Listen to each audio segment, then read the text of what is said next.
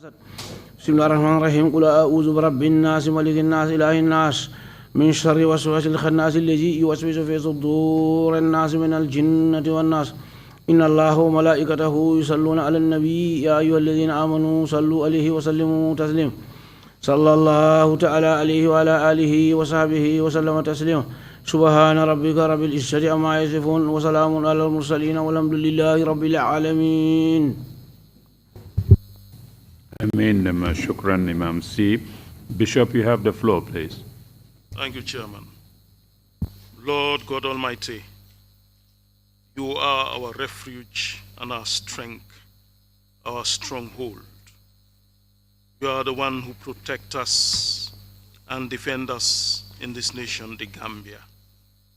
We continue to put our whole trust and confidence in your divine mercy, your divine love, your divine compassion, your divine protection, your divine forgiveness, and also your divine mercy. As we continue to sit in the TRRC, we pray, Lord, that the witnesses will come here and speak the truth, so that, Lord, healing will be a possibility. Reconciliation will also take place, and reparation will be provided by yourself, and also your divine justice will fall down on this land. We pray, Lord, as we continue to hear revelations and stories, Lord, that you will give us a calm spirit so that we'll be able to go through the process of the TRRC, and that due process will take its place. This we ask through Christ our Lord. Amen. Amen. Thank you very much, Bishop Odeko. Council, are we ready with this morning's witness? If we are, let's proceed, please. Good morning, Mr. Chairman, commissioners, and members of the audience. We are ready to proceed. Mr. Osa, kindly bring in the witness, please. Thank you.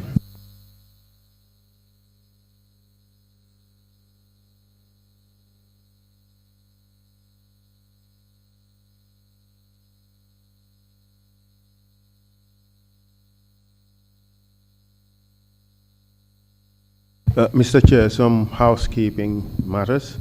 We have two witnesses for today, and both witnesses may likely take one session each. So there is a possibility that we may not have an afternoon session today. Thank you. It's not possible to get another witness ready for the afternoon session. We just don't go. No, Mr. Chair, and in view of the murmuring coming from the commissioner's table, I think that would not be advisable. But no, Mr. Chair, we prepared only for two witnesses for today, and another 2 or 3 witnesses for tomorrow. Thank you, Mr. Chair. Well, we will have our internal commissioners discussion on that. So, but no, that's okay. That's Thank good. you very much, Thank Mr. you. Chair. Please proceed. Thank you. Kindly swear in the witness, please. May you be upstanding, please. Stand up and take the oath. Thank you.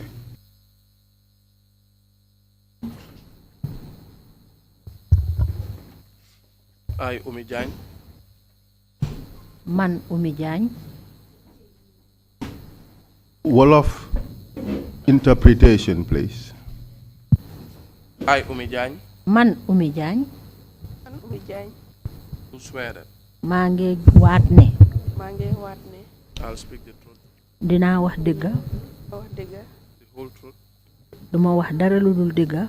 and nothing but the truth. Dëgga rek laa fee wax. So help me God. Yàlla ma Yàlla jàppale. Thank you. Please sit down.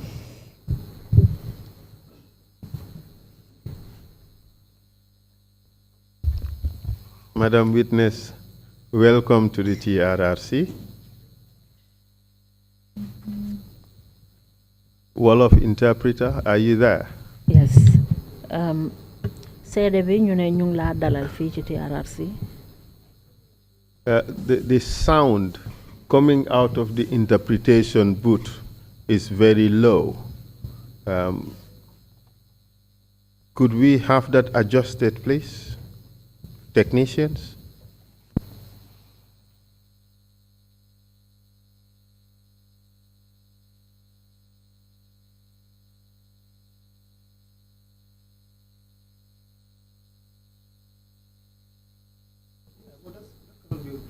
Okay, fine. Go ahead.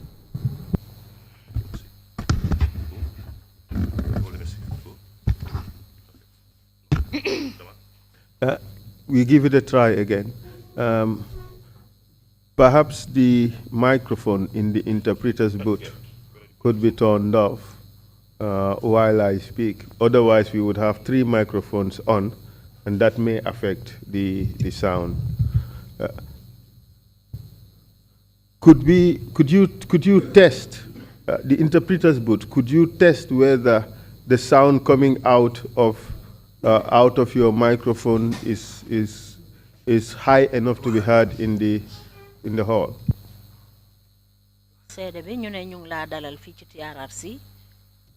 It's still low. Could you up the volume, please?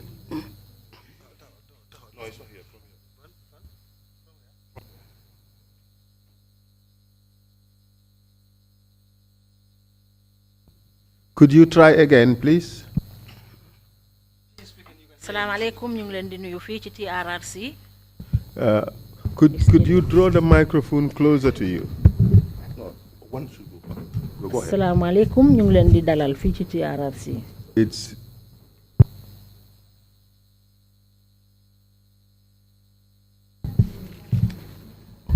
Give it a headphone.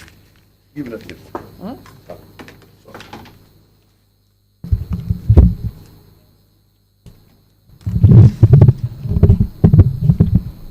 Assalamu alaikum, ñu ngi leen di dalal fii ci TRRC. Good, this is fine. Okay. So, Madam Witness, welcome to the TRRC. Seede bi ñu ngi laa dalal ci TRRC. You are expected to speak the truth about what happened to you. Ñu ngi séntu ci yow nag ne danga wax dëgg ci li nga xam ne moo la dal. And I take it that you prefer to speak in the Wolof language? Te jàpp naa ne yow yaa wax ne danga bëgg a làkk Olof. Yes. Could you kindly draw the microphone close to you so that we can hear you when you speak? And please endeavor to speak up when you answer questions, okay? Mën nga xëcc microphone bi mu jege la bu baax te nga ikkati sa kàddu ci kaw tuuti ndax ñu mun laa dégg bu baax. My name is Esa Mbaifal. We've already met.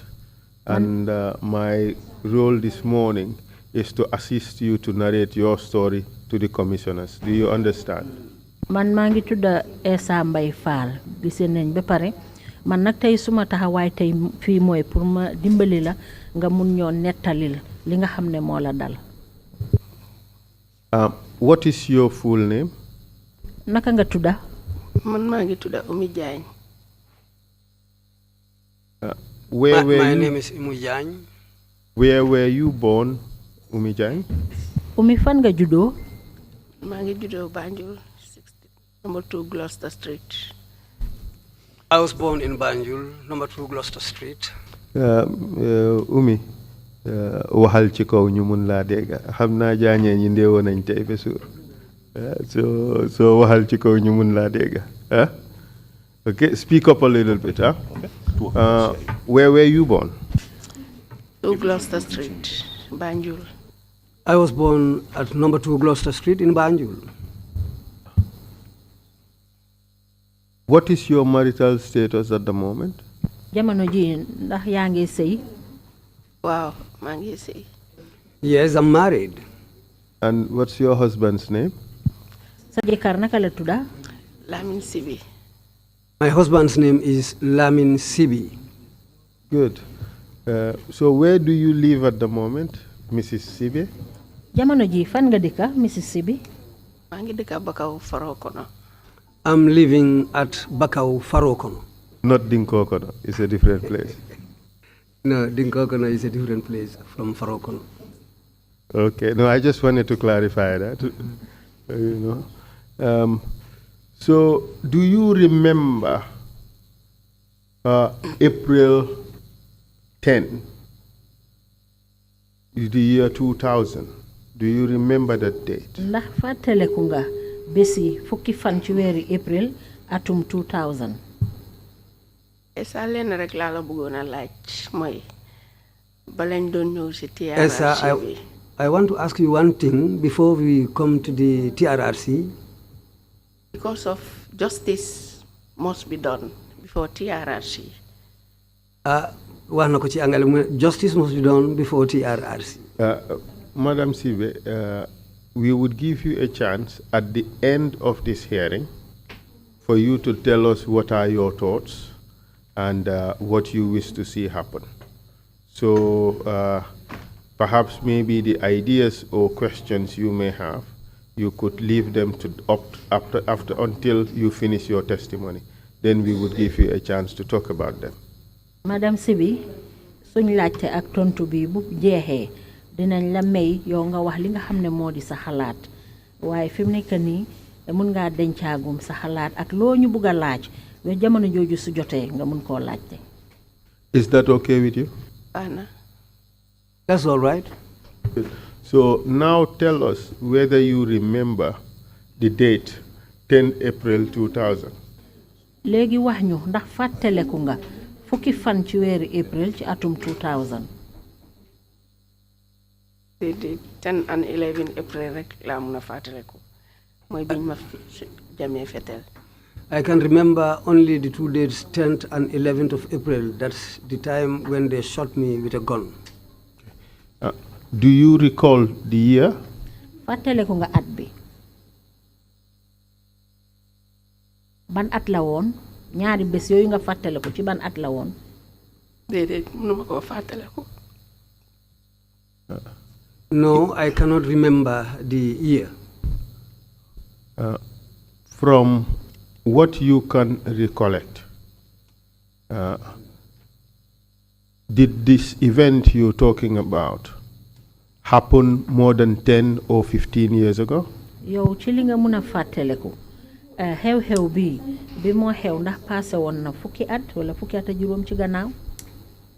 Booba ak léegi amoon na 19 years waaye léegi mënuma fàttaleku at biñ nekk nii.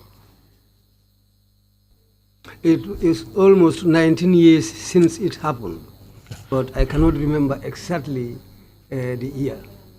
Okay, we are now in 2019, and if you deduct 19 years, it would mean the event happened in the year 2000, correct? Fi mu nekk nii ñu ngi ci atum 2019 loolu boo ci génnee fukki at ak juróom ñeneent bon dafa mel ni xew-xew bi mu ngi amoon ci atum 2000 du loolu. Wow. Yes. So now you can remember those two dates, 10th and 11th April 2000. Kindly tell us what happened on that day in the morning. Léegi comme que mun ngaa fàttaliku fukki fan ak fukki fan a benn ci weeru April atum 2000 ndax di ñu mun a wax lan moo xewoon ci bés boobu ci suba. Bés boobu ci suba Aïda mu ma fekk maa ngi jógee marché ma dugga ci kër gi ak suma dugga bi fi ma ko teg di dugga ci néeg bi mu am ñaari students yu daw ñëw dugga ci. I left the market and I came home with my basket. When I entered our home, I put down my basket. As I was about to enter my house, two students came running into the compound. Those students, were they male or female? Taalibe yooyu student yooyu nga gisoon góor lañ wala jigéen? Jigéen lañ ñoom ñaar. They were female students, both of them. Proceed, please. Eggalil. Léegi biñ ñëwee ñu ma ñu ne ma yaay Anna Diagne ñoo laajte. When they came, they called me and asked me, we are asking for Anna Diagne's mother. Ma ne leen nekku fi man maa fi nekk magam. Léegi ñu ne ma. I told them she's not here. I am the one at home right now and I'm her elder sister.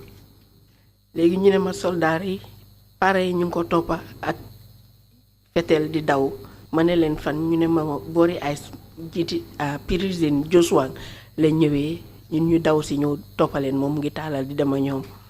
They narrated to me that they saw her running and the paramilitary were running after her. And around the prison at Joshua, that's where they separated. We took the other way, but still they were following her. Your sister Anna, what was she at the time? What was she doing at the time? Anna boobu nga wax nii lan la doon def jamono jooju. time boobu mu ngi dem school mu ngi woon ice. At that time, she was going to school, the ICE High School. And where is that school located? School boobu ban boor la nekka. Sori waatewut de Kanifing foofu la nekka. The school is located at Kanifing. Okay. So the two ladies, the two girls that came to your home, how old were they in your estimation? ñaari xale yu jigéen yooyu dawoon dugg sa kër boo leen seetee nii ndax di ñu mun a wax ñaata at nga foog ne ñoom la am. déedéet xaw ma seen age nag waaye ñoom ana grade ñu ngi woon grade 10. bi ñoo ñëw ñu ngi fekk gars yi soluñ dara ma ne leen léegi li ngeen mel nii mooy lan ñu ne dañu simi si school bi noonu laa duggee si biir jox leen buba ku nekk ñoom ñaar after ma téyel ana buba àndaa ñoom daw si gannaaw président bi di dem. I cannot remember exactly, or I cannot estimate their ages, but at that time, Anna was in grade 9. So when they came in also, they were barely naked. So when I looked at them, I told them, well, there are some clothes here which I can give you so that you can wear, because it is not nice for you to be like this. They were barely naked.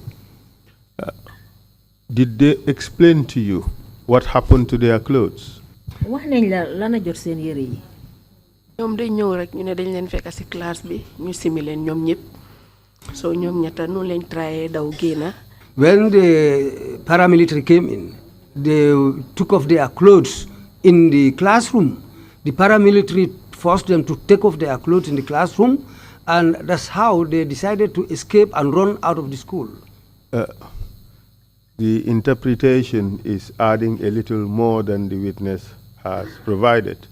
I can understand the rationale because the witness had previously talked about the paramilitary, but let's endeavor to interpret exactly what the witness has said so that the record would be accurate and not embellished. Thank you very much, sir. Did they explain to you who undressed them in their classroom? ndax wax nañ la ñan ñoo simi seen yére yi ci classroom bi.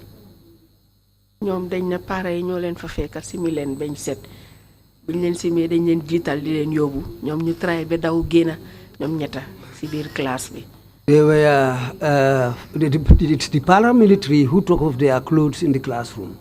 So, and they told them to come out and walk. They were in front of the paramilitary who were following them, but at that moment, that's the time they tried until they escaped and started running away.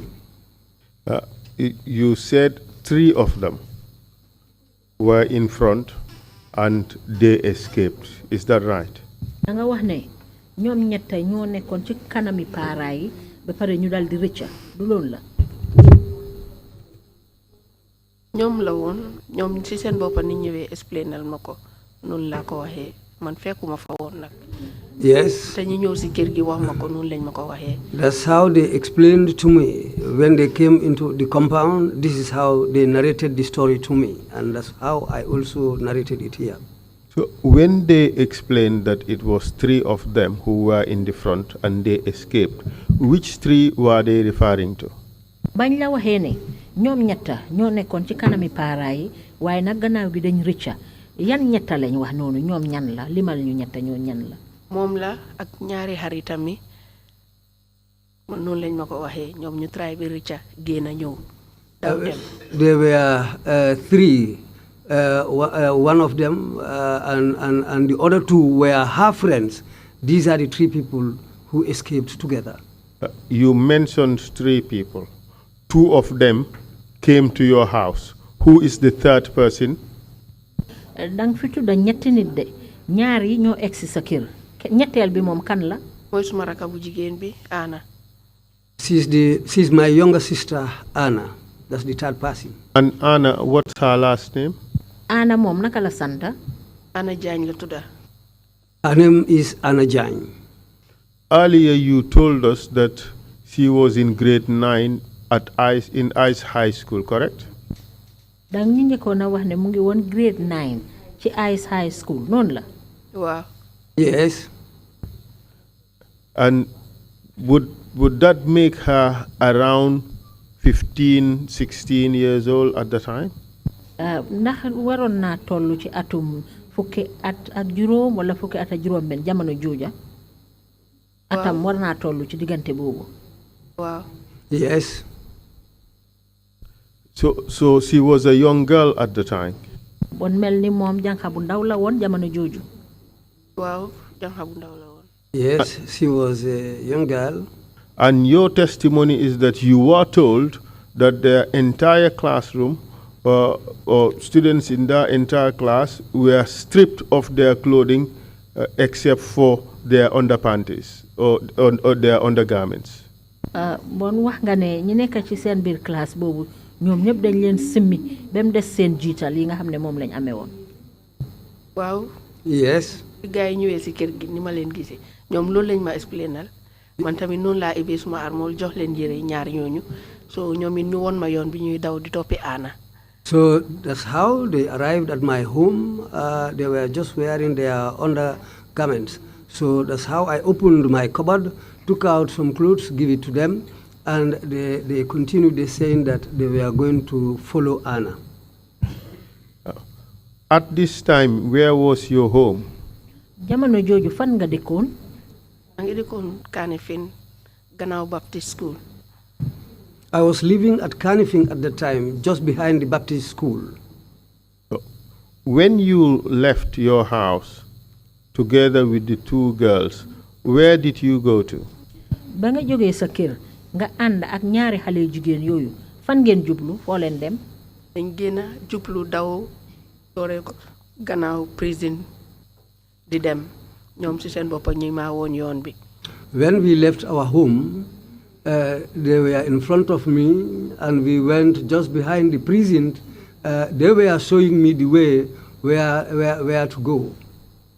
At this stage, did the two girls explain to you what was happening in the combos? jamono jooju nag ndax ñaari xale yu jigéen yooyu nga àndaloon wax nañ la li nga xam ne moo doon xew ci kombo gi. dañ ma doon wax ne gerew moo xew. They just told me that there was a demonstration going on. But ghetto would mean strike, wouldn't it? I doubt whether ghetto would mean demonstration. But we all know it was a demonstration on that day, so we leave it at that. So when they told you that there was a strike or demonstration going on, did they tell you who was doing the strike or who was doing the demonstration?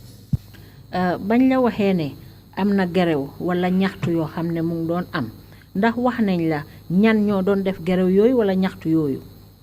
déedéet waxuñ ma ko de. dañ students rek ñoo génn. They didn't tell me that. They just told me that it's the students who came out. So when you left your house, which direction did you take? Where were you heading to? da nga génnee sa kër nag fan nga jublu pour dem. maa ngi doon dem di jëm joxe Anna yére ba pare di ko dimbale ñu dem di dawee si prison bi ba Johnson yi GTTI foofu lañ jël taalal bi di dem. Our mission was to take some clothes to Anna. So we went just behind the prison, behind the prison, going towards GTTI. So that's the way we took, so that we can reach Anna where she is, for me to give her the clothes. Which prison are you referring to? ban prison nga wax ni. Joshua si gannaaw prison bi. Joshua behind. demee pour dem di ko toppi waaye time biñ àggee GTTI si Johnson bi foofu mu ngi congestion mu ngi tànga.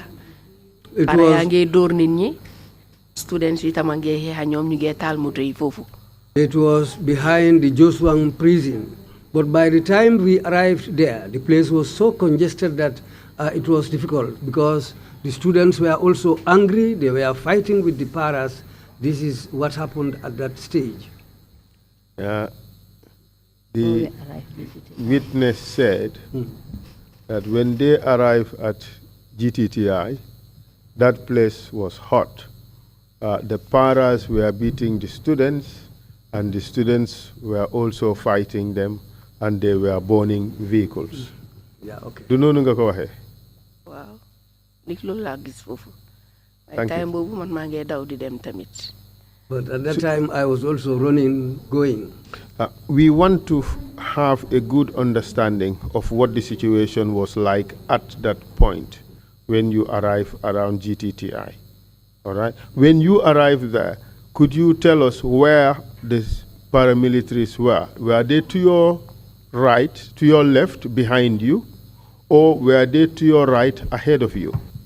Bang fa àggee paramilitary muy para yooyu ban boor lañ la faree woon dañ la faree ci sa ndeyjoor ci sa kanam wala dañ faree sa càmmoñ ban boor lañ la faree woon. fu nekk lañ nekkoon GTTI si kaw tali bi waaye ñun si gannaaw bi ñu doon daw ñoom itamit ñu ngi woon suñu gannaaw ñoom ñu ngi woon si student yi seen boor di leen dóor.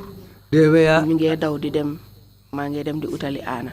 They were scattered everywhere around GTTI at that time. So what happened was that as far as they were having this problem with students, I was trying to take these things to Anna. I was trying to reach Anna where she was. The paramilitary that you saw, were they carrying anything? Para yooyu nga gis ndax dañ gànnaayoo woon dara dañ amee woon dara seen loxo. ñu ngi amee woon ay fetel. Yes, they were having guns in their hands. Did they carry anything else? Am na leneen luñ amee woon. As far as you can remember? Li nga mun a fàttaliku ndax am na leneen lu dul fetel bi luñ amee woon. fetel lañ amee woon de loolu laa gis seen loxo. They had guns. That's what I can remember. That's what I saw in their hands. You told us earlier that they were beating the students. Can you recall what they were using to beat the students? Waxoon nga ñu ne ñu ngi doon dóor students yi ndax di ñu mun a wax lan lañ amee woon di dóoree students yooyu noonu. ay pipe lañ amee woon yu ñuul di dóor students yi. They were having these black pipes which they were using to beat the students. Could you recall from what you saw how many paras were there, how many paramilitary personnel were there? Yow ci sa gis-gis lan ndax mun ngaa fàttaleku ñaata para ñoom nga gis foofu noonu bés boobu. para yi dañ bari woon de foofu li fa nekk nekkut benn truck ñu bari lañ ëpp na ñetti truck. The paras were many there, not even one truck or two trucks. I think there were 3 trucks according to how I can see them around. How do you know that those personnel you saw carrying weapons and batons were paramilitary personnel? Naka nga xamee ne ñooñu nga gisoon ñu amee woon ay fetel ak ay yar ñooñu naka nga xamee ne ay para lañ. uniforme yi ñu sol bu black la. Because ñu ngi bari woon foofu. Because the uniforms they wore were the black uniforms, and there were very many there. Are you suggesting that that uniform is associated with the paramilitary unit? Danga buga wax ne uniform boobu nga gis daal mooy uniform yi para yi. Boobu la mooy biñ dee sol nii. Yes, that's the uniform, and that's the type of uniform they always wear. So when you arrived at that scene at GTTI, did you see Anna? Léegi nag ba nga àggee foofa ca GTTI ndax gis nga Anna? Anna mi ngi doon ut gis nga ko. di ko toppi ak moromam ñi ñu ne ma mu nga ne di daw di dem. so moo tax maa ngi koo toppi di daw ba ko waaj a jege si mu ngi oote mu ne ma Umi Jaañ ma ne ko naam maa ngi daw di ko toppi pour jox ko yére. They were running, and I was also following them until at the time when she saw me, she started calling me Umi Jaañ, but still they were running, and I was running after them, following her so that I can reach her. Can you give us an estimate how many students you saw there being chased by the paramilitary? Ndax di ñu mën a wax ci xayma ñaata taalibe nga gis para yi toppaleen di leen daxee. bari nañ de esa mënuma leen a compter de ay man bi ma daw di dem ñoom tamit students yi ñu ngi daw pour ut yoon ndik ñu ngi leen a dóor di leen ay mount. There were many students there, there were many because I was running and they were also running because the paras were beating them, kicking them. So that's the situation. Which directions were the students heading when the para was attacking them and kicking them? Taalibe yi ñoom bi ñoo daw ban boor leen jublu ci jamono ji nga xamee ne para yi ñu ngi leen doon drité di leen dóor di leen songa ban boor leen jublu woon. am na ñu nekkoon ci suma gannaaw GTTI am na ñu taalal di utali Westfield tamit. Some were behind me at the GTTI, but some were also in front of me running towards Westfield. And which direction did you take? yow fan nga jublu woon yow ci sa bopp ban boor nga jublu woon. man maa ngi jublu woon di dem boori ji Iceman. I was heading towards Iceman. How about Anna? Anna nag. Anna moom laa doon dem dimbale pour jox ko lum sol waaye dem naa ba sànni ko yére yi soo fi moo laaxa gannaaw Iceman ma def suma loxo bi nii si gannaaw gars yi dóor ma ñaari benn bal. That's the time when I reached Anna and I threw the clothes to her for her to wear. So when we were running like that, I put my hand behind me. That's the time a bullet struck me at that moment when we were running. We want to get this, we want to get a clear picture of what happened. dañ bëgga mbir yi leer ni torop ñu xam lan moo xew digga. You reached Iceman and Kanifing Junction, correct? ba nga yaa ngi egga Kanifing ci boppi ko ñu Iceman bi noonu la. waaw noonu laa doon dawee di ñëw ba àgga si Johnson bi Iceman foofu. Yes, that's how I was running until I reached that junction Iceman there. Then I turned.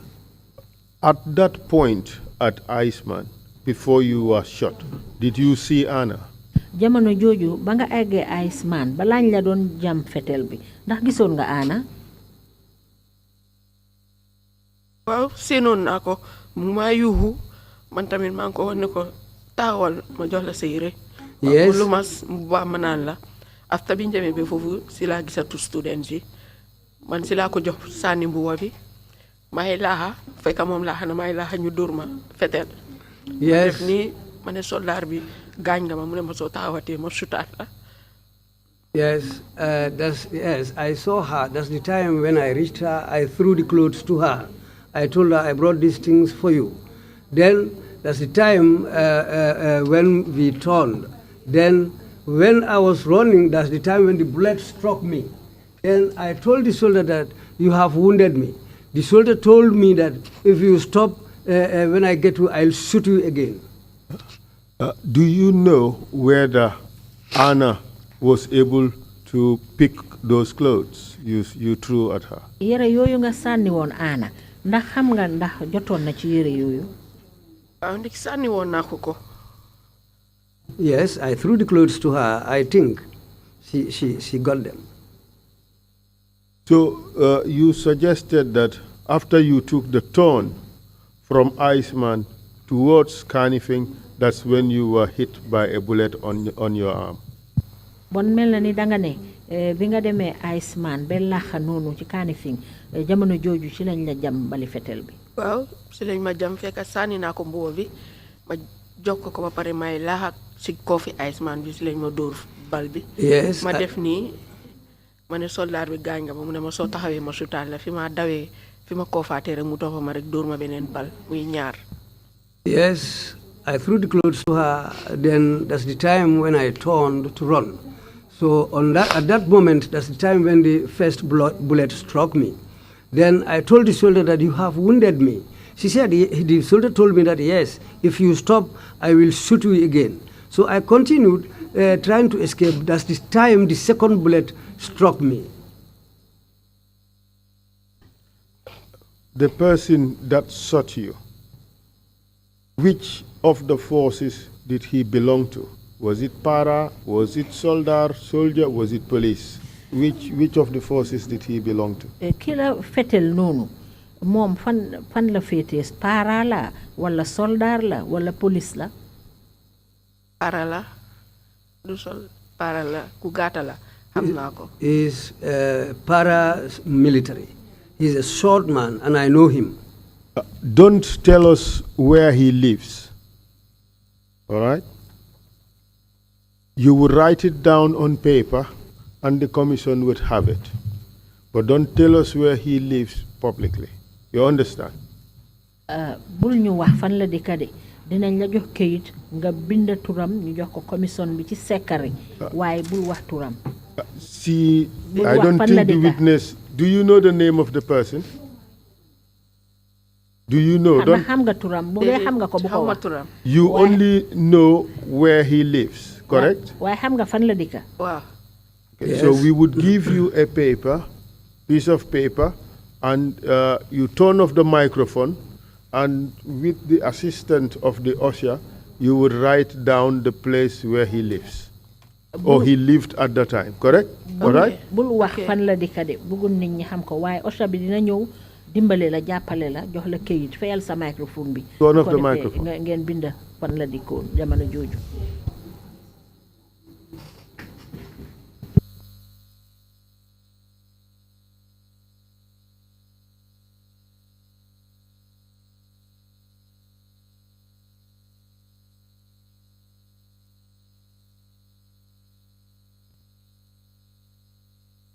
The camera people, I hope you're not zooming into what they are writing, because if you do that, it will betray the whole essence of what we're doing here. Thank you very much for understanding.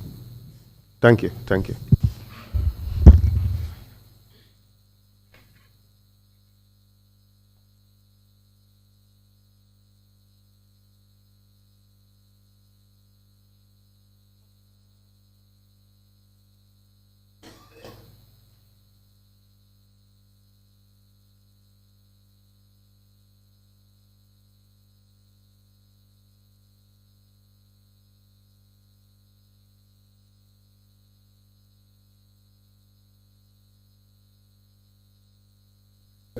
Mr. Chair, we would like to add this into the record. Perhaps we just give it an exhibit number, and it would be 0081, and so that we would add it into the record. Thank you, Mr. Chair. Request granted. Thank you. So while the other commissioners would take a look at this, we would proceed.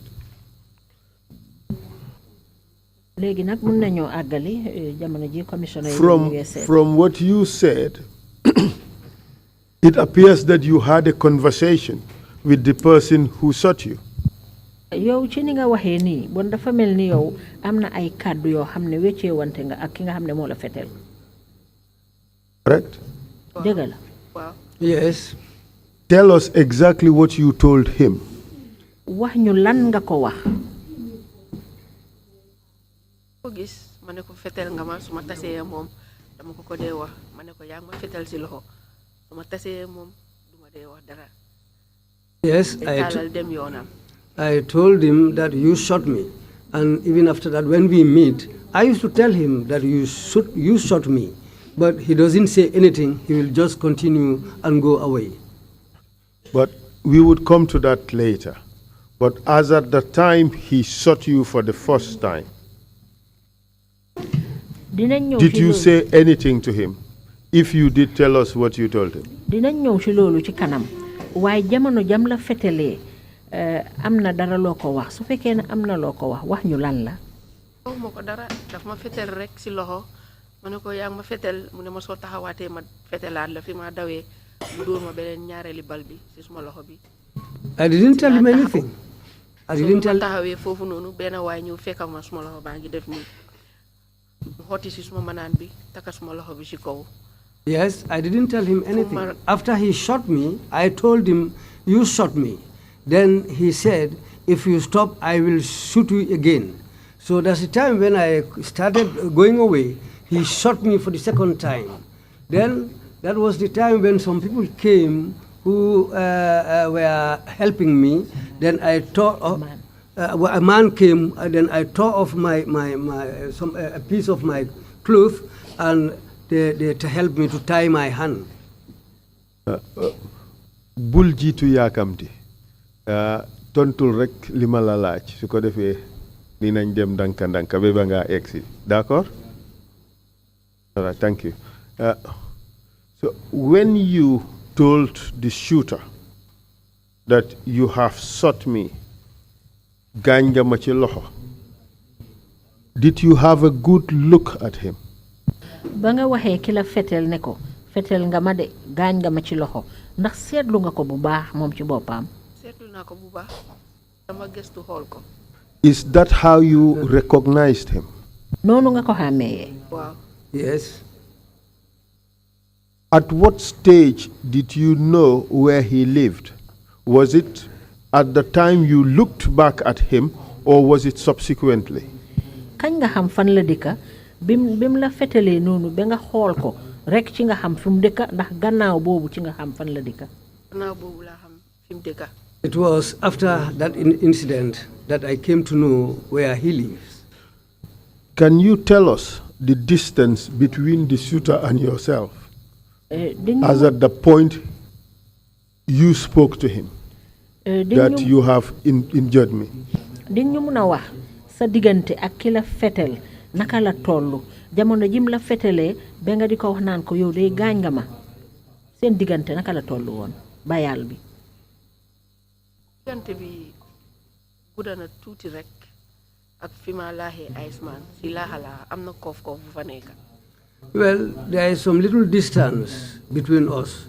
It was just at a bend where I took the bend to continue, but it was at the same area of Iceman.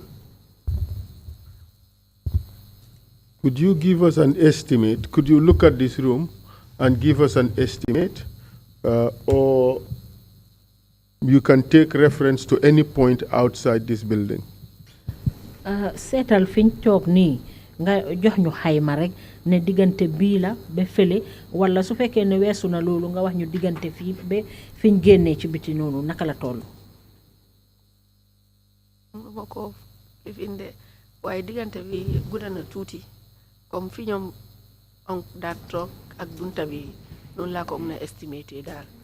Well, there was some little distance between us, but I can estimate that the distance will be equal to the distance between the table of the commissioners to the door where people are going out.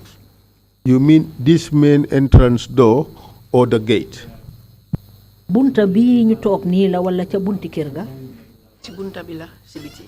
bunti kër bi nga wax diggante bunti kër gi ak fiñ toog nii ci table bi wala bunti néeg biñ toog nii ak table bi? bunti bi nii la ba ci table bi di koofi Iceman bi diggante boobu dafa gaata. It's bu fa nekka. It can be from the main entrance of the building to the table where the commissioners are sitting, because that area of Iceman, that bend is a very short distance.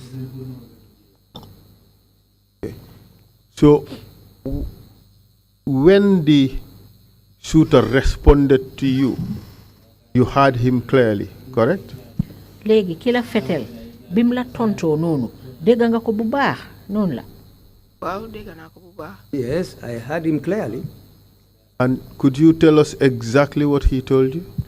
di ñu mun a wax lan la la wax ci kàddu nga waxal ñu ko lan la la wax. kàddu bi li ma wax bi ma dóoree force bal bi seconde bi mu ne ma soo taxawee dinaa la sutaat te bàyyiwu daf ma fetel beneen bal bi ma laal nii def suma loxo bi gis danki deret bi.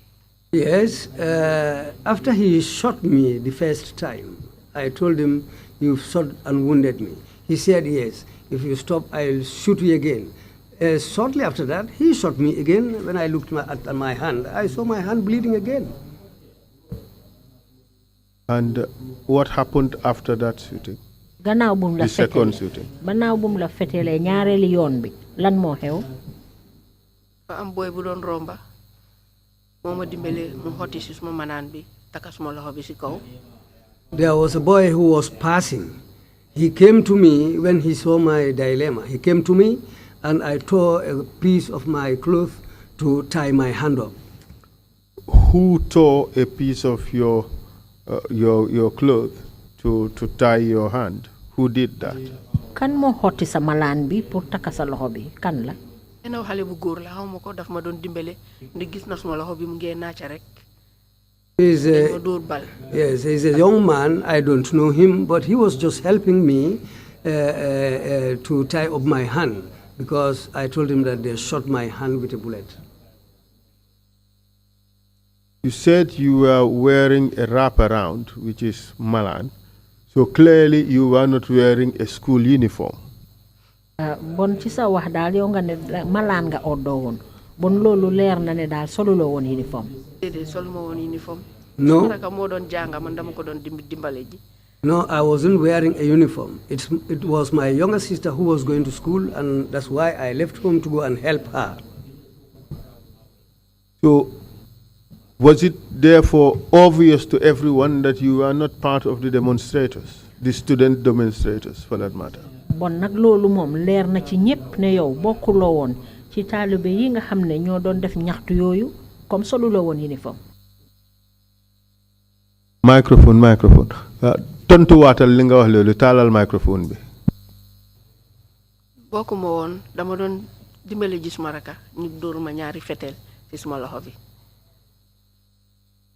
I was not part of the demonstrators. I just went out to go and help my sister. That's the time when this man shot me with these 2 bullets. The bullets that hit you, you said 2 bullets. Were they on the one hand or on the 2 different hands? Bal boobu nga xam ne moo la laal nga ne ñaari bal fetel lañ la jam ci benn loxo bi la wala ci sa ñaari loxo yi? ci benn loxo bi la benn bi ma dawee ci kanam benn bi ma daw dem ci gannaaw ci la ma ko dóor beneen bal bi waaye su ma ko defutoon suma faar bi la doon laal yàlla ma dimbale ma sànni suma loxo bi ci gannaaw. It was the same hand that both bullets struck. The first one struck the forward side of my hand. So when I was running, I was lucky to put my hand behind me. That's the time the second bullet struck me. Had it not been for my hand, the bullet was going to strike around the area of my ribs. Could you kindly stand up and show the commissioners where the blood went into in your arm? Just the scars? Ndax di nga mën a taxaw. You just come close to them and just show them. Mën nga ñëw jege commissioner yi nga taxaw won leen fi la bal bi laal légét bi won leen légéti bal bi fan la laal.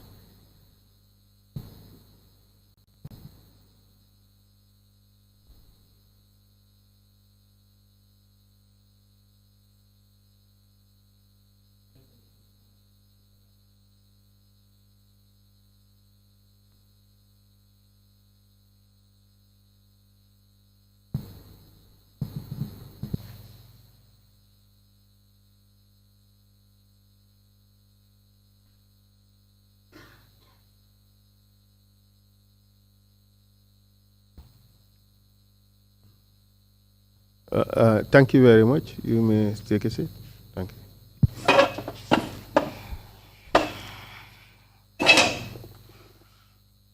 So both bullets hit you almost on the same area on your arm. Dafa mel ni ñaari bal yépp daanaka daal dañ la laal ci benn place bi ci sa loxo bi. Waaw. Yes.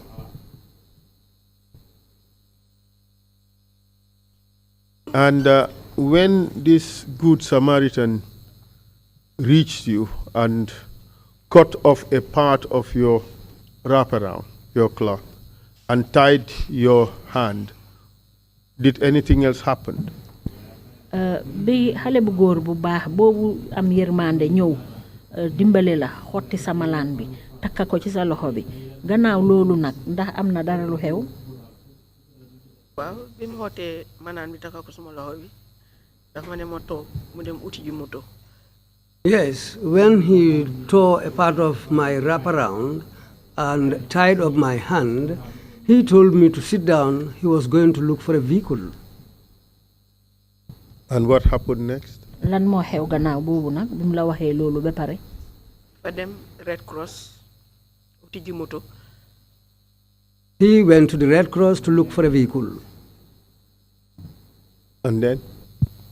ba pare bim ñëwee ak moto bi Red Cross bi ñëw na so biñ taxawee mu ne ma da nga try nga dugal ndig Red Cross baa ngi ëpp ay nit ñu fetel ñu dee dead body ma ne ko duma ci mën a toog mu ne ma da nga try nga toog ñu dimbale la ndig métit nga amee. When the man returned, he came with the Red Cross vehicle, and they told me to board the vehicle. But I decided to refuse to board the vehicle because there were other wounded people. He told me, you have to try and board the vehicle because the reason why she refused to board the vehicle first, she said there were dead people on board the vehicle. So this is why she refused to join them. But the boy told him, try and board the vehicle because you are wounded and we want to help you. And then, did you eventually board the vehicle? ndax jotoon nga dugga ci moto boobu? waaw duggoon naa si ndig time boobu suma loxo bi sonaloon na ma. Yes, I had to board the vehicle because at that time my hand was giving me serious trouble. And then, what did you find in the vehicle? gannaaw loolu nag lan nga gis ci biir moto boobu ba nga fa duggee? ma duggaa ñoom ñu yóbbu ma Banjul biñ ma wàccee polyclinique fi accident emergency ambulance bi dem. bi nga duggee ci biir moto bi lan nga fa gis? ay nit ñay laa fa fekk ñu dee ñu ngi leen fa teg. When I boarded the vehicle, I found dead bodies inside the vehicle. Do you know how many dead bodies you found inside the vehicle? xam nga ñaata niiw nga gis ci biir moto bi? mënuma koo compter de waaye time boobu maa ngi amee métti bu métti si suma loxo bi dig bal yi si nekk mu ma sonal. I was unable to count the dead bodies inside the vehicle because at that time I was in intense pain. My hand was paining seriously. This is why I was unable to count them. And they took you to Banjul, you said accident and emergency unit. Kindly tell us what happened there? nga ne nag ñu yóbbu la Banjul ca lopitaan ba fa ñoo wax accident and emergency unit ndax dig ñu mun a wax nag ba nga fa àggee lan moo xew? bi ma fa àggee ñu wàccee ma tëddal ma ci biir waaye bi ma fa àggee tamit maa ngi fa fekk yeneen nit ñuñ fetel ak ñuñ gaañ ñu ngi leen tëral after si laa nekk di yuuxu si kër gi bi ma mag ñëw dañ ko wax ne ko dañ ma fetel mu ñëw di ma wër si lopitaan bi. Yes, when we reached the hospital, I disembarked from the vehicle and went inside, and I found other people there who were shot. Some were injured, who were also inside there. That's where they gave me a bed to lie down. But I was shouting, and that's the time when my sister left our home to come and look for me. And what happened after that? gannaaw loolu yëpp nag lana xew? bi suma mag ñëwee gars yi dem ñu uti docteur ñu ñëw seet suma loxo bi génnee force bal bi. When my elder sister arrived, after seeing me, she went to look for a doctor, and she came back with a doctor. That's the time they removed the first bullet from my hand. Where was the bullet removed? Was it where you were lying at the accident and emergency or in the theater? fan lañ la génnee bali fetel bi fañ la tëddaloon noonu ca accident and emergency wala dañ la dugal ci biir théâtre bi génne ko fa? déedéet accident emergency lañ génnee bal bi ndig bi docteur bi ñëwee ba gis ko dafa gis bal bi si cat bi si la ko jël. Yes. si so mu xëcca ko génnee ko.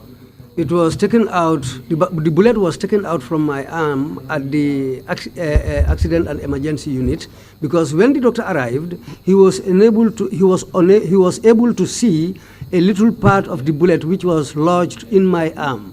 So he just took a scissor and pulled out the bullet. Did you have a conversation with the doctor about what happens to you? Doctor Bobu, ndax wax nga ak moom pour xamal ko li nga xam ne moo la dal? waaw ñoom ci seen boppa xam na woon nañ li xew bés boobu noonu. Yes, they themselves were aware of what was happening that day. Did you tell the doctor that you were shot twice? ndax waxoon nga docteur bi ne dañ la fetel ñaari yoon? déedéet ñoom xamuñ ko woon ba biñ génnee force bal bi accident emergency si lañ ma jox lal female surgical ci kaw. No, I didn't tell them. When they removed the first bullet, that's the time when they told me to go to female surgical, where I was admitted upstairs. So, did you receive any other treatment that day? Gannaaw buñ génnee bullet bal bu njëkk boobu ndax am na beneen faj buñ la def ci bés boobu. déedéet dañ ko daan dress di ko dress buñ toogee ñu gis ma loxo bi di néewi ñu seet ñu delloowaati ma théâtre balaa théâtre ñu dress ñu delloowaat ma di foley nuque bi ñu ne ñu dem extrait biñ demaatee nataal loxo bi si lañ gis beneen bal bi ñaareeli bal baa ngi nekk si diggante suma yaxi loxo yi. Yeah, they were treating me, just dressing up the wound. But after a time, they saw that my hand was getting more and more swollen. Then they came and checked again. After checking, they returned me later to the X-ray room so that they can use the X-ray to check inside, to check my hand. After the X-ray, that's the time when they saw the second bullet inside, lodged in my between my bones in my hand. And upon discovery of this other bullet, what else did they do? Léegi nag biñ yóbboo ci X-ray bi ba gis ne beneen bal mu ngi ci sa loxo bi lan lañ def. dañ ma delloowaat théâtre biñ ma dellooyee théâtre docteur bi tray mënu koo génnee soo ñu ne nañ ko bàyyi ñuy ko dress. soo ma tëdda benn guddi gis lu taxaw si suma loxo bi ma oo suma yaay ma ne ko yaa mu ne man naa ma ne ko jógal nga xool suma loxo bi nim néewee am na lu fa taxaw si mu noos yi gars yi takka suma loxo bi si kaw ñu binda si suma paper bi bàyyi ko foofu. Well, what happened was that the doctor tried to remove the bullet, which was lodged between my bones, but he was unable to remove the bullet. So they continued dressing of the wound until one night I saw something which popped out by itself. So I called my mother's attention and told her what was happening. Then she called the nurse who came and checked, and they tied up my hand in the hospital there. And they wrote something on a paper and left it there.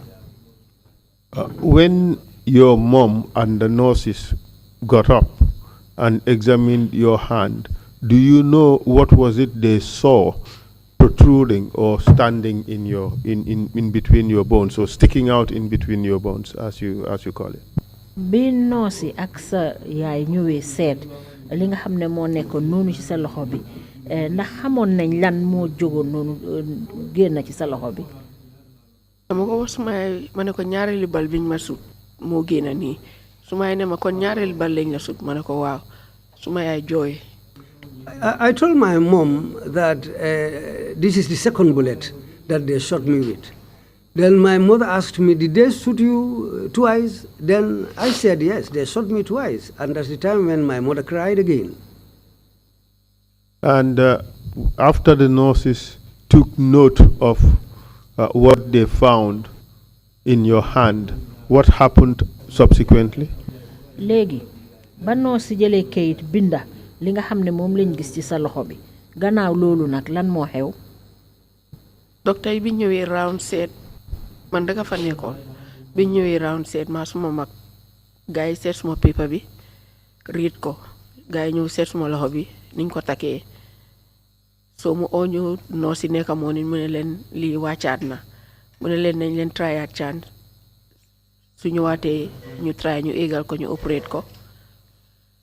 So when they came, when the doctor came, they looked and checked my hand. Then that's the time when they decided to look at it properly.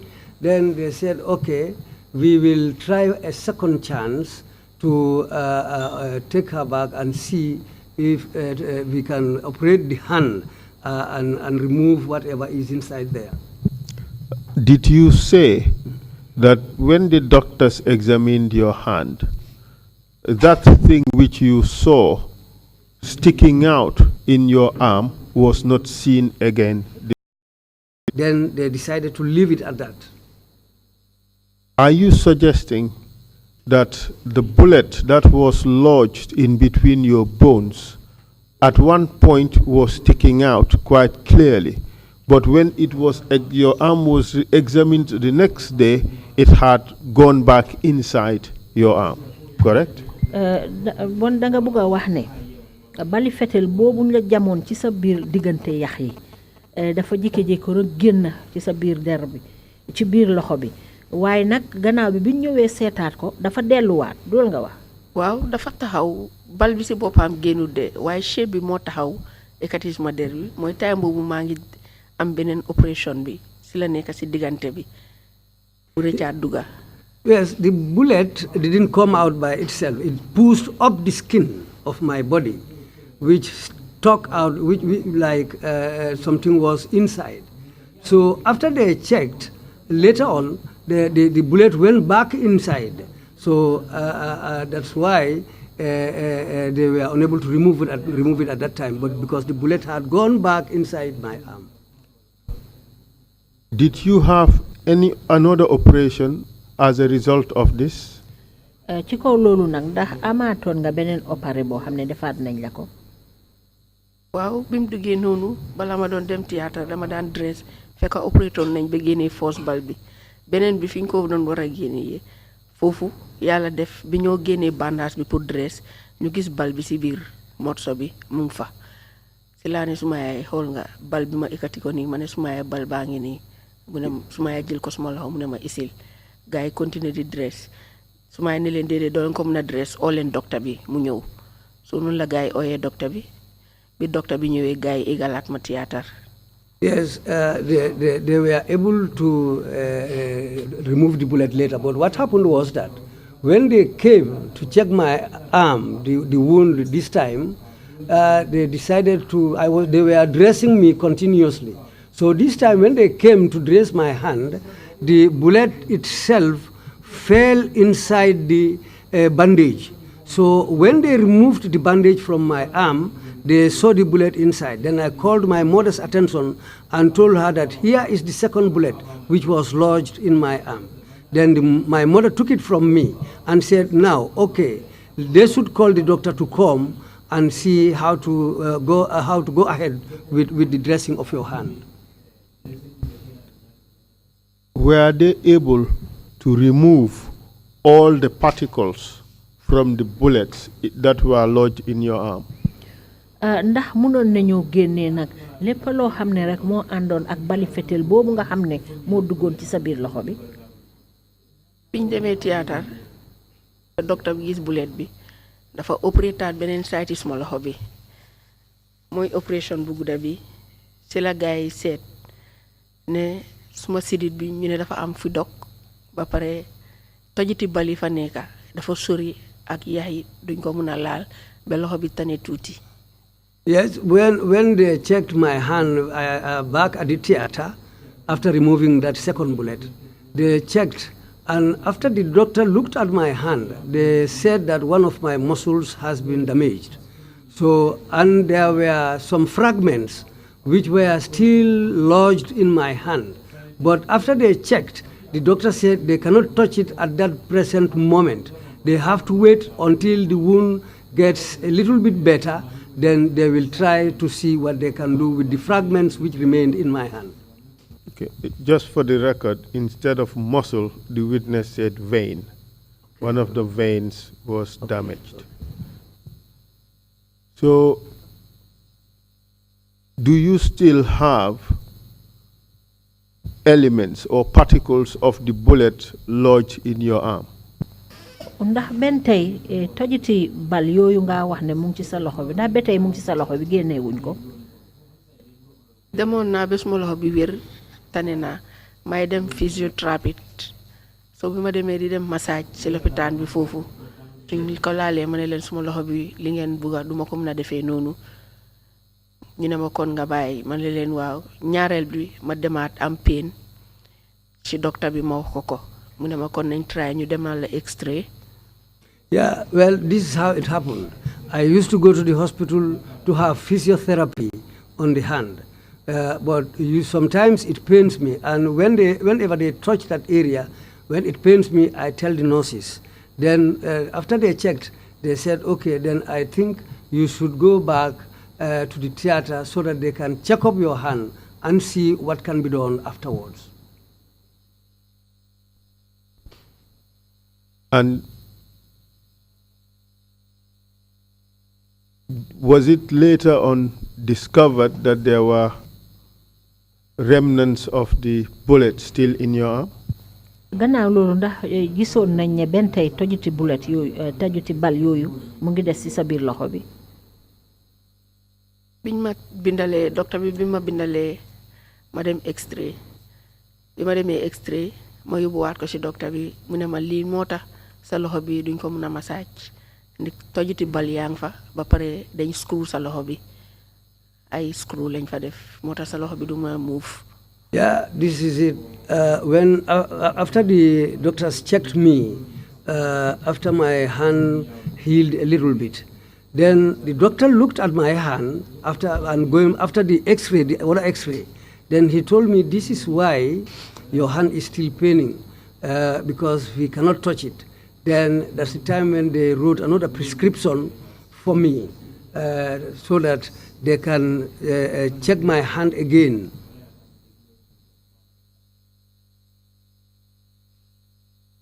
Your evidence is that the doctor informed you that you are still in pain because particles of the bullets are still in your arm. ci sa wax daal dafa mel ni docteur bi daf la xamal ne soo gisee ngay am mettit benn tey dafa am ay tojiti bal yoo xam ne mu ngi ci sa biir loxo bi. waaw si la ma ko docteur bi wax mu ne ma is better nga bàyyi massage bi. Yes, that's tamit si laa daan dem di report yi si hospital bi. Yes, that's what the doctor told me.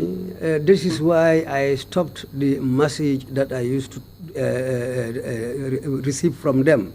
Then I still continued going to the hospital to see the doctor.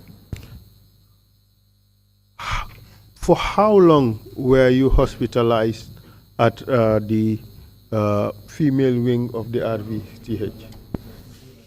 ban diir ban àpp lañ la tëddal ci foofu nga xam ne mooy lopitaan bu mag boobu nekk ci Banjul. li ma fa tëdda bari na fa de suma loxo bi tanee dama fa tëdda dama delluwaat ma tëddaat fa ñu opéraat suma loxo bi ñuy seet ndax dinañ mën a génnee tojiti bal yi. I spent a long time there because after all that they rechecked my hand again so that they can operate it to remove those fragments which remained in my arm. So for the second time, I had to go back to the hospital again when they admitted me. When you were first admitted in the hospital, did you see your sister Anna after that? biñ la njëkkee tëddal ci lopitaan bi ndax sa rakk jooju di Anna gisoon nga ko gannaaw gi. waaw ñëwoon na seet si ma fa muy jooy ma ne ko lii yàlla dogal lii la. Yes. bàyyi yëpp si loxo yàlla. Yes, she came there to see me, and she was crying. I told her, well, nobody can do anything about it. Let's just leave it with the will of God. Apart from Anna, did you see any of your older sisters in the hospital? gannaaw Anna moomu ndax gisaat nga sa yeneeni rakka ci lopitaan bi foofu. ma mag moo fa tëddoon moom tamit dañ ko sut si tànka Ami Jaañ la tudda. It was my elder sister who was also admitted at the hospital there because they shot her on the leg. Do you know under which circumstances she was shot on the leg? ndax xam nga ci yan anam lañ ko fetalee ci tànka. ci tànkaam bi si suuf lañ ko fetel bullet bi génna dafa bon a génna. They shot her on the leg. The bullet penetrated and came out on the other side. Were you shot on the same day or different dates? yow biñ la fetalee ak bés biñ fetalee Ami Jaañ moomu ci benn bés bi la wala bés yu uute la. moom bés biñ ma fetalee moom tamit si lañ ko fetel. They shot boobu lañ admitandoor si woot bi xaw ma ko woon. They shot us together on the same day. And in fact, we were both admitted at the same hospital, but I was not aware of her case. At what stage did you become aware that your sister Ami Jang was also shot and hospitalized at the same hospital bon as you? kañ nga xam ne sa mag jooju Ami Jang moom tam dañ ko fetel ba pare ñu ngi ko tëddal ci benn lopitaan bi nga xam ne fa nga tëdda bi nurse yi dem round di def dressing ci suba bés boobu noonu si ëllëg si suba si bi ñoo dem round di def dressing si la nurse bi ne xanaa yow da nga bokkaa jànxabile Umi Jaañ mu jóg toog si laa doon wax communiquer tam moom si lal bi moom mu ngi toog si lal bi man tam maa ngi toog suma lal. Yes, when the nurses were going round the following day to dress the wounded, that was the time one of the nurses asked me, "Are you related with the other lady, Umi Jang, on the other bed there?" Then that's the time when she got up and sat on the bed. Then we started communicating. That's how I came to know that she's also in the hospital there. When the nurses told you whether you are related to the other lady, were they referring to Ami Jang or somebody else? bi la noosi waxee ne ndax da nga bokkaa ndaw sële ndaw soosu ñu doon wax nag Ami Jaañ la wala keneen la Ami Jaañ la suma doomi baay la. It's Ami Jang. She's my father's daughter. While you were at the hospital, did you receive visits from any members of the government? ba nga nekkee ci lopitaan bi tëdda foofu ndax am na kenn ku bàyyeekoo ci nguur gi ku ñëwoon seet si la biñ nekkee si lopitaan bi foofu noonu hero bi rek moo fa ñëwoon seet si ñu bëgguma ko woon a gis. When we were at the hospital, kana fa ñëwoon nga ne? Allo? kan moo la seet si Kan woon moo la seet si woon?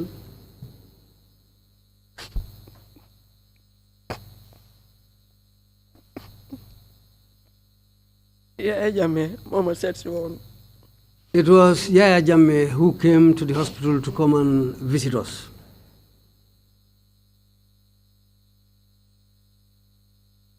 Do you wish to continue or do you wish to take a short break?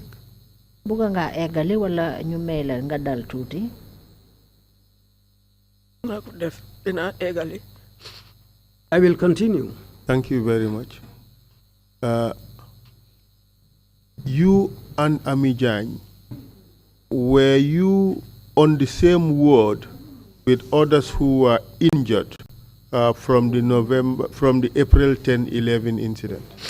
yow yaa Ami Jaañ bi ngeen tëddee ci lopitaan bi ci benn woot bi ngeen nekk ak ñeneen ñi nga xam ne ñoom tamit dañ gaañu ci xew-xew boobu amoon April 10-11 man maa moom ñoo nekkoon female surgical si kaw so man dama daan wàcce di si suuf dem seeti ji ñoom Yusufa Mbay ak ñoom Abdou Karim ak ñoom Seeni. It was the two of us at the female surgical, myself and her. But sometimes I used to go downstairs to go and look at the other wounded students like Yusuf Ambai, Seini, and the others who were admitted there. So can you kindly tell us at what stage Yaya Jammeh came to visit you and Ami at the female surgical ward? ndax di ñu mun a wax kañ la Yaya Jammeh ñëwoon seet si la foofu nga xam ne yaa ngi fa tëddoon yow yaa Ami ci female surgical ward boobu ci lopitaani Banjul bi biñ fa tëddee woon dem nañ ba am fa 3 days ala 4 days bi si la fa ñëw si la ma noosi si élection bi foo mu ñëw fa noosi ne ma président bi daf leen a ñëw seet si ngoon si ma ne suma yaay bu ñëwee daal nañ ma bàyyi ma relax dëgg dama soona maa ngi am métit mooy bés bi ma demee théâtre noonu. Well, after we were admitted at the hospital, it was after the 3 days or on the 4th day, that was the day. But the day before he came, the nurses informed me that Yaya Jammeh is coming to visit you people tomorrow. That's the time when I informed my mother that when he comes here, please leave me to relax because I am tired and suffering because it was the day that I went for the other operation at the theater. So statements, what happened when Yaya Jammeh arrived at the hospital? ndax di ñu mun a wax daal ci tënka ci kàddu yu gàtta Yaya Jammeh bi mu ñëwee ci lopitaan bi seet si leen lan moo xew bi mu ñëwee dugga si lopitaan bi foofu si woot bi dafa dugga si rek suma mag bu jigéen moom depuis si suba mu ngi doon display mu ne moom dina ko defante moom dina ko saaga dina ko wax lii man tamit ma waxal ko ma ne ko Ami bàyyi ko mu jël bantaam bi sànni ko Yaya Jammeh siga laalu ko muy koo saaga Yaya Jammeh si boppam mu ree. When he came there, it was my sister Ami Jange who was mad at Yaya Jammeh. He was insulting him. She even went up to the point of throwing the crutch that he used to work with at Yaya Jammeh. But Yaya Jammeh bent down and the crutch didn't hit him. He was even laughing, but my sister was insulting him continuously. So, you said your sister was displaying. She was mad. Can you tell us what she was mad about? Nga ne sa mag mu ngi doon mer mu ngi doon xataraayu ndax di ñu mun a wax lan la meroon. Ndik moom dafa def lim def ba pare ñëw moom lim ko gisee moom dafa ñëw pour ñaawal ñu ndax pour lan. Ndi bugutoon mu ñëw si lopitaan bi seet ñu ndig man dama ko wax ne man bu ma seet. Yeah, Jammeh did what he did. Now, coming to look at us, I took it as he's just coming to mock at us, because after what he did, for him to come and visit us, well, I don't think that has any meaning or it has anything else to do with us. So this is why I didn't want to have anything to do with it. In essence, you're telling us that your sister was angry at Yaya Jammeh for what Yaya Jammeh did. Kindly tell us what it is that Yaya Jammeh did which you felt was offensive to you. What wrong did he do? Nga ne sa mag dafa merewoon Yaya Jammeh ngir li nga xam ne moom la def ndax di ñu mun a wax lim def lan la ba waral sa mag mere ko mere boobu noonu. Ndik te gaañ yi ñu gaañ suñu yaram yi loolu la ko meree ba pare ñëw jël enveloppe du ñu ko jox ñu jël enveloppe yi sànni ko ko. Well, he wounded us because he gave the orders. He wounded us as I took it. He wounded us, and now he is coming there and started to give us envelopes.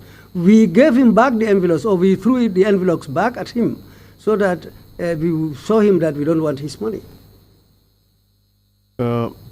Let's be careful a little bit with the interpretation and interpret it in context, but in precise manner. Umi, waxal sa wax ji nay gàtta su ko defee làppatoo gi mun a set waaye su dee wax ji gudda na rek mun nañoo réer ci làppatoo gi so dangaa wax lu gàtta dinañ la jox chance bi pour ngay wax li la neex yëpp waaye na nekk ay kàddu yu gàtta d'accord? Why is it that you think Yaya Jammeh was responsible for your injuries? Lan moo tax ngeen foog ne Yaya Jammeh daal moom mooy sabab bi tax ngeen gaañu? moom moo tax ñun ñu gaañu di. It was because of him that we were wounded. Kindly tell us what, in your opinion, makes you believe that Yaya Jammeh was responsible. Ngeen la wax ñu yow ci sa xalaat lan moo tax nga gëm ne Yaya Jammeh moo tax mooy sabab bi tax ba ngeen gaañu. Ndikte moom moo jox order pour ñu def ko ndikte gaay yi ndox mi lañ daan tuur nit ñi. Well, it looks like he gave the order for them to do what they did. Formerly, they used to throw water at people. Call the names of the individuals or institutions you're referring to. When you said he gave them orders, who are you referring to as the people the orders were given to?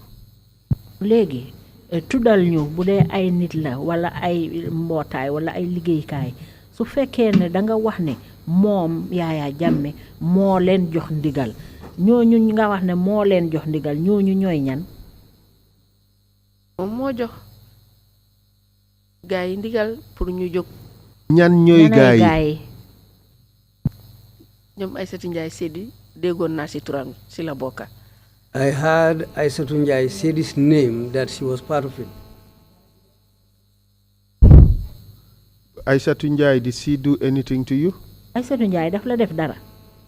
déedéet waaye man bi ma tëddee si lali lopitaan bi dégg naa ñuy wax ne moom la ndig moo doon wax a waaji. Is waaji? mooy Yaya Jammeh. It's Yaya Jammeh. Thank you very much. We cannot assume certain things. We have to put it on the record properly, because this record may be scrutinized someday. Yeah. And we have to avoid putting our own ideas and our own interpretation on the record. Right? So when I clarify these things, it's just to ensure that the record is accurate. Great, okay. Thank you very much. Wax ji nañ koy jéema leeral nga moytu wax kooku waa ji ndaw soosu ak yooyu danga wax ki nga wax kan la su ko defee ñu mun a xam ne kii nga wax moo gën nga yaakaar ne ñun dinañ xam kan nga wax rek te fekk waxuloo kooku kan la xam nga li ma wax. Yes. dégg nga ma bu baax. Yes. So when you told us that when Yaya Jammeh arrived, your sister was mad at him because she believed that Yaya Jammeh was responsible. You remember telling us that?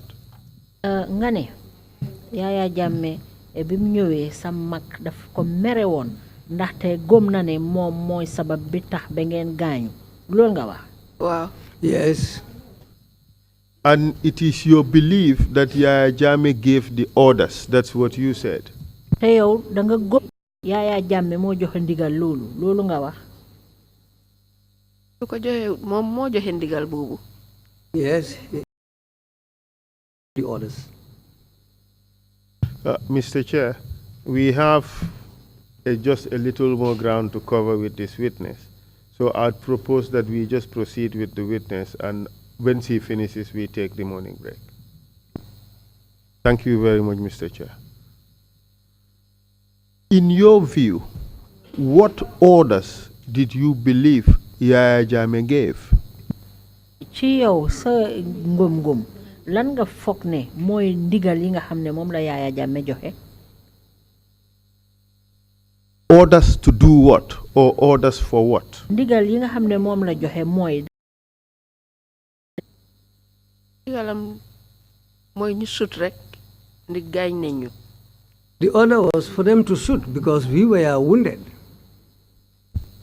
Do you want us to take it that because you and many others were shot, Yaya Jammeh must have given the order for you to be shot? Is that your testimony? Bon yow da nga bëgg ñun ñu gëm ne ndik yow yaa ñeneen yéen ñëpp fetel nañ leen da nga bëgg nag ñun ñu gëm ne ndik loolu am na rek Yaya Jammeh moo joxe ndigal bi pour ñu fetel leen.